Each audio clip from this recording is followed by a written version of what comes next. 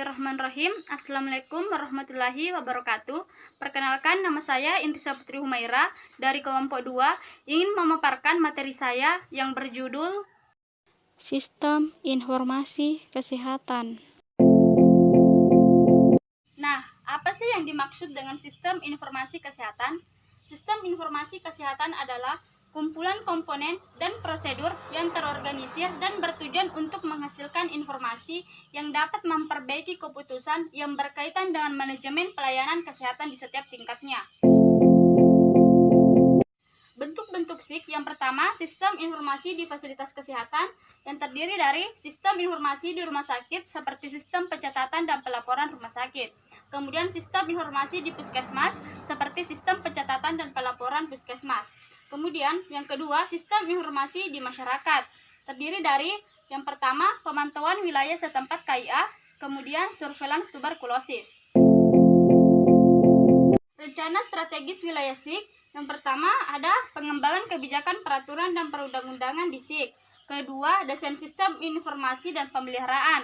Yang ketiga, pengembangan dan alokasi sumber daya SIK. Yang keempat, penerapan information and communication technology. Yang kelima, promosi kualitas data. Yang keenam, pemasaran efektif produk SIK. Yang ketujuh, memperkuat data sharing, analisis, pembagian dan pemanfaatan di semua tingkat. Selanjutnya, peningkatan mekanisme komunikasi, kerjasama, dan koordinasi yang efektif. Yang terakhir, memperkuat pengumpulan data dan pemanfaatan dalam sistem desentralisasi.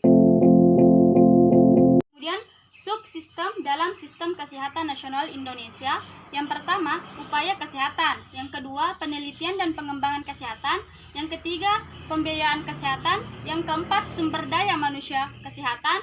Kemudian, sediaan farmasi, alat kesehatan, dan makanan. Kemudian manajemen informasi dan regulasi kesehatan, dan yang terakhir pemberdayaan masyarakat. Bentuk-bentuk perkembangan SIK yang sedang berlangsung. Yang pertama, pergeseran dari berbasis penggunaan kertas menjadi penyimpanan dan pemrosesan berbasis komputer. Kemudian dimasukkannya pasien dan konsumen kesehatan menjadi kelompok pengguna sistem informasi di samping para administrator dan profesional kesehatan. Kemudian pemanfaatan data SIK tidak hanya untuk tujuan perawatan atau administrasi, tetapi juga untuk kegiatan perencanaan dan epidemiologi penelitian. Kemudian yang terakhir, meningkatnya volume teknologi baru mulai berbasis komputasi di mana dan sensor berbasis teknologi untuk pemantauan kesehatan. Sumber daya SIK. Yang pertama, kebijakan informasi, sumber daya finansial, sumber daya manusia, infrastruktur komunikasi, dan yang terakhir koordinasi dan kepemimpinan. Ciri-ciri sumber data SIK. Yang pertama, ada pelayanan kesehatan berbasis sumber menghasilkan data sebagai hasil dari kesehatan yang berhubungan dengan kegiatan administrasi dan operasional. Yang kedua, ada berbagai macam layanan kesehatan berbasis data, berbasis fasilitas data, morbiditas, dan kematian di antara mereka yang menggunakan jasa, jenis pelayanan yang diberikan obat-obatan, dan komoditas tersedianya informasi tentang kesediaan dan kualitas layanan, keuangan, dan manajemen informasi.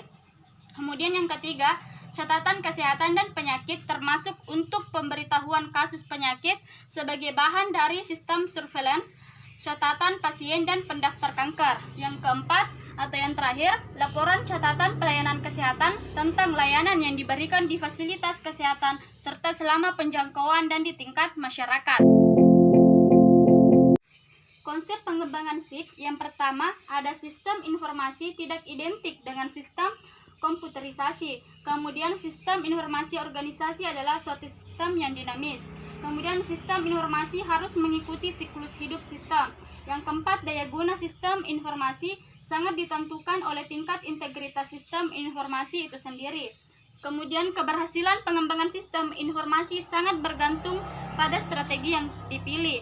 Kemudian pengembangan sistem informasi organisasi harus menggunakan pendekatan fungsi dan dilakukan secara menyeluruh. Kemudian informasi telah menjadi aset organisasi karena keberadaannya. Selanjutnya, penjabaran sistem sampai ke aplikasi menggunakan struktur hierarkis yang mudah dipahami. Nah, aplikasi sistem informasi kesehatan yang pertama ada sistem informasi puskesmas, sistem informasi rumah sakit, sistem surveillance terpadu, sistem kewaspadaan pangan dan gizi, sistem informasi obat, sistem informasi sumber daya manusia kesehatan, sistem informasi iptek kesehatan atau jaringan litbang kesehatan. Nah, aplikasi atau perangkat lunak yang digunakan dalam sistem informasi kesehatan yang pertama ada aplikasi komunikasi data, aplikasi data SPM, aplikasi pendataan puskesmas, dan yang terakhir aplikasi Simpek dan aplikasi lainnya. Baik, mungkin itu saja yang bisa saya sampaikan. Kurang dan lebihnya mohon dimaafkan. Saya akhiri dengan ucapan wabillahi taufiq wal hidayah. Wassalamualaikum warahmatullahi wabarakatuh.